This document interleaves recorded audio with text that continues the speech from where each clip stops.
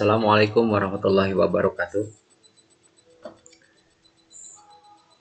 Bertemu lagi pada materi pembelajaran ilmu pengetahuan sosial bersama saya, Fahman Yajid.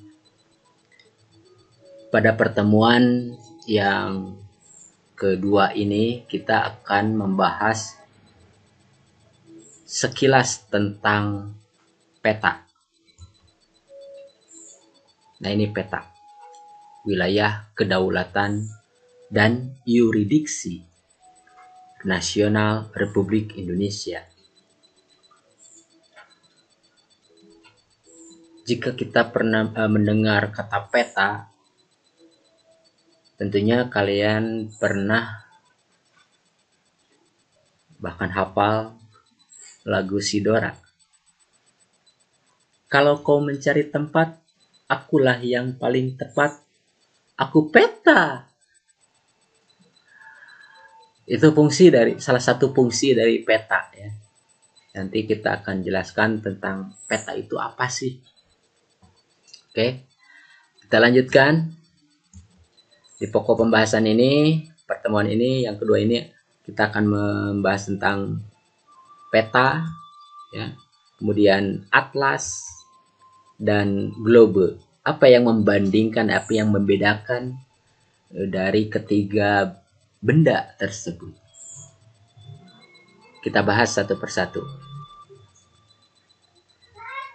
Peta adalah gambaran sebagian atau seluruh permukaan bumi yang dituliskan atau dilukiskan atau digambarkan pada bidang datar, bisa berupa kertas, kulit,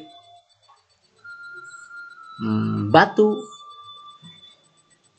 dan lain sebagainya. Kemudian yang dimaksud dengan atlas adalah kumpulan peta-peta yang dibukukan atau dibundel atau dijilid. Itu adalah atlas. Sedangkan globe adalah peta yang dibuat bulat seperti bentuk bumi aslinya.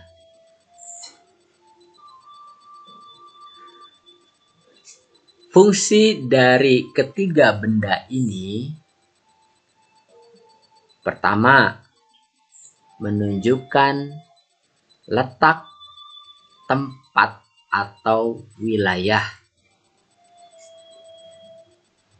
Dua, digunakan sebagai proses alat atau media proses pembelajaran yang sekarang kita gunakan. Fungsi yang ketiga, untuk mengetahui batas-batas wilayah suatu negara atau wilayah kita.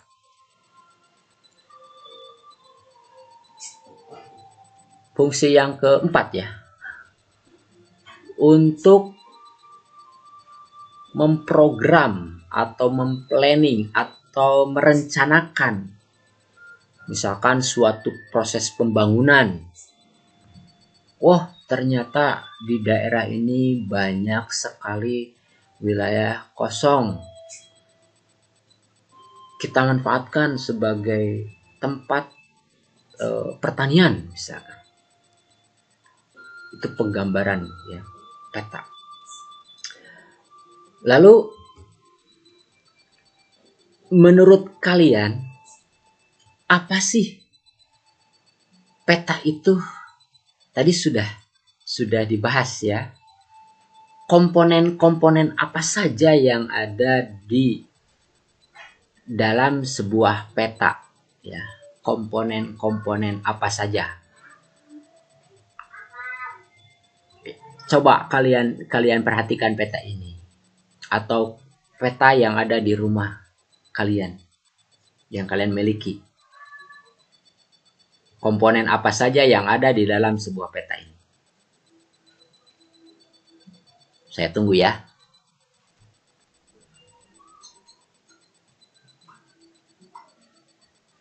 Bagus. Hebat, benar. Yang pertama ada judul. Benar.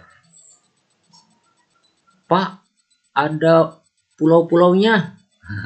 Itu namanya wilayah yang digambarkan. Betul. Ada ininya, Pak. Garis penunjuk arah mata angin atau penunjuk arah mata angin. Boleh. Bagus. Lalu ada simbol. Simbol warna, Pak.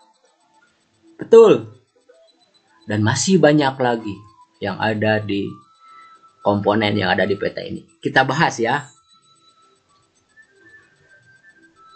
Komponen-komponen pada peta, ada judul peta, skala peta, orientasi utara, atau sering kita menyebutkan arah mata angin, atau penunjuk arah.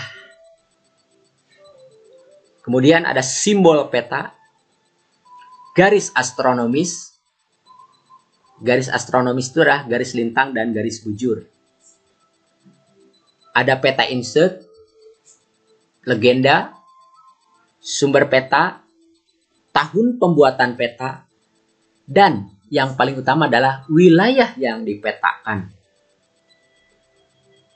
Judul peta. Judul peta ini menunjukkan isi suatu peta. Pada umumnya ditulis atau terletak di atas bingkai peta. Contoh, peta Indonesia, peta Asia, peta dunia, peta Asia Tenggara, peta Kecamatan Pemengpek misalnya, peta persebaran lahan pertanian Kabupaten Bandung, dan masih banyak lagi peta-peta yang ada di dunia. Kemudian skala peta. Skala peta menunjukkan perbandingan antara jarak pada peta dengan jarak yang sebenarnya di lapangan. Contoh, pernah lihat ada di peta itu tertulis misalkan 1 berbanding 10.000 atau 1 berbanding 1 juta. Nah, kalau ini, contoh ini 1 berbanding 10.000, ini umumnya menggunakan satuan sentimeter. 1 berbanding 10.000 dibaca tiap-tiap 1 sentimeter di peta mewakili atau menunjukkan 10.000 sentimeter di lapangan atau kenyataan di alamnya.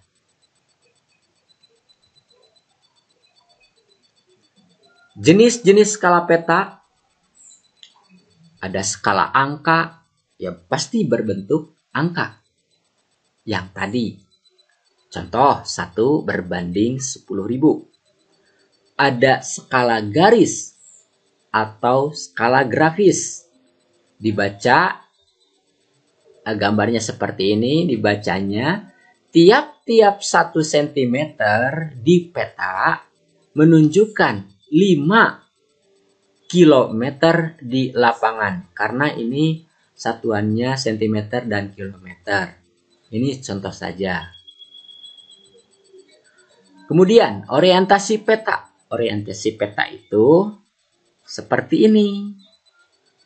Orientasi peta atau orientasi utara biasanya ditunjukkan menggunakan simbol berbentuk anak panah. Dan di atasnya ada huruf U. Nah, seperti ini. Atau yang lebih lengkapnya yang ini. Kemudian, simbol peta adalah tanda khusus pada peta yang mewakili objek yang dipetakan. Tujuannya untuk mempermudah atau untuk memudahkan pengguna peta dalam membaca isi peta. Contoh yang simpel saja, misalkan ibu bapak kalian dapat undangan pernikahan. Ternyata di balik undangan pernikahan itu ada peta lokasi. Nah, di peta lokasi itu kan ada simbol-simbolnya. Ada rumah resepsinya, ada jalannya, ada bangunan-bangunan yang dikenal. Misalkan dikenal halayak umum ya. Misalkan ada masjid. Oh, si tempat resepsinya itu dekat dengan masjid. Biasanya masjid gambarnya simbol masjid biasanya. Nah, itu berupa bentuk-bentuk simbol ya. Kemudian kita lanjutkan. Bentuk-bentuk simbol itu ada simbol titik. Itu biasanya di peta. Kalau di peta itu titik itu biasanya nama-nama tempat ya, nama-nama kota, nama-nama desa, provinsi yang seperti itu. Kemudian ada simbol garis. Biasanya digunakan untuk jalan raya, sungai, batas kota, batas wilayah, yang seperti itu. Ada juga simbol warna. Ini digunakan di misalkan wilayah Jawa. Di pesisir pantainya itu warnanya hijau. Ternyata di daerah tengah Pulau Jawa itu warnanya agak kuning kecoklatan. Nanti dibahas. Ada juga simbol area. Ini bentuk-bentuk simbol peta yang berbentuk simbol titik. Ada ibu kota negara, simbolnya seperti ini. Ibu kota provinsi, ibu kota kabupaten, kecamatan, pelabuhan, tuh. Ada bandar udara, pasti gambarnya pesawat terbang. Ya. Ada gunung api tidak aktif, ini warnanya hitam. Ada gunung berapi, ini segitiga warnanya merah. Kemudian bentuk-bentuk simbol peta berupa simbol garis. Ada sungai, jalan raya, jalan lain desa, batas negara, batas provinsi, ini plus titik ya gitu ya. Ada batas daerah. Ini simbol garis. Kemudian bentuk-bentuk simbol peta, ini simbol petanya warna, simbol warna. Nah, ini ada keterangannya. Ya. Simbol area adalah simbol yang digambarkan pada peta berupa ilustrasi dari objek yang dilapangkan, misalkan bentuk sawah, danau, dan lain-lain. Kemudian kita bahas tentang garis astronomis. Garis astronomis itu adalah garis hayal pada peta berupa garis koordinat dalam bentuk garis lintang dan garis bujur. Ini yang dinamakan garis lintang, garis yang melintang. Ini kalau saya tunjukkan ini dari barat misalkan ke timur, ya. Ini garis lintang. Kalau garis bujur dari atas ke bawah atau dari bawah ke atas, boleh sama, garis bujur namanya. Kemudian kita bahas tentang insert, peta insert. Ini masih dalam komponen peta, komponen yang ke-6 pada peta. Ada peta insert atau peta sisipan. Adalah peta kecil yang disisipkan pada peta utama yang menunjukkan lokasi atau wilayah yang dipetakan di antara lokasi lainnya yang lebih luas. Contoh ini, Pulau Kalimantan.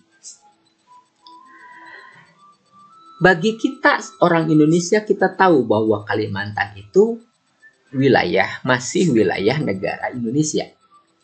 Tetapi bagi orang lain dari negara lain, yang tidak mengetahui yang namanya Kalimantan. Dia menemukan peta ini, kemudian dia membaca, peta apa ini? Ternyata di sini ada tulisan misalkan Kalimantan Map. Kalimantan Map. Oh, peta Kalimantan. Di mana ini Kalimantan? Saya lihat ini di namanya peta insert. Oh, peta insert ini Kalimantan di sini. Oh, Kalimantan itu ada di Indonesia. Paham ya fungsi dari peta insert. Kemudian kita lanjutkan. Legenda. Legenda menunjukkan keterangan semua yang ada atau muncul pada muka peta. Ini contohnya. Di dalam kotak kecil di sini ada keterangan-keterangan yang menunjukkan benda-benda atau simbol-simbol yang ada di wilayah yang dipetakan. Kemudian sumber peta. Ini komponen peta, masih komponen peta ya. Sumber peta menunjukkan orang atau lembaga yang membuat peta. Kemudian komponen selanjutnya, tahun pembuatan peta.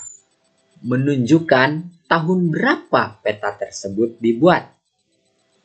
Misalkan ditulis nanti di pojok atas atau pojok bawah, di peta, di salah satu peta, misalkan tahun pembuatannya itu misalkan 2020 misalkan. Atau 1945, berarti peta tersebut dibuat pada tahun 1945. Kenapa harus dituliskan tahun pembuatan? Ini berfungsi. Nanti suatu saat, 100 tahun yang akan datang, atau puluhan tahun yang akan datang, peta itu ditemukan oleh orang lain, kemudian disesuaikan, oh ternyata sudah berubah. Wilayah Indonesia itu ternyata sudah berubah. Misalkan Pulau Sumatera mulai berdekat dengan Pulau Kalimantan, dengan Pulau Jawa misalkan. Itu akan berbeda. Makanya harus dibuatkan tahun pembuatan peta. Hanya itu yang dapat saya sampaikan sekilas tentang peta. Untuk lebih memahami peta, maka kalian harus semangat terus belajar dan semoga dapat melanjutkan ke perguruan tinggi jurusan kartografi. Ini khusus untuk pemetaan ya. Terima kasih sudah menyimak materi pertemuan kedua ini. Semoga bermanfaat. Jaga kesehatan kalian di masa pandemi ini. Ya. Tugas dari saya, buatkan, gambarkan pada buku catatan peta rumah atau peta lokasi rumah kalian. Ya. Hanya itu dari saya. Wassalam.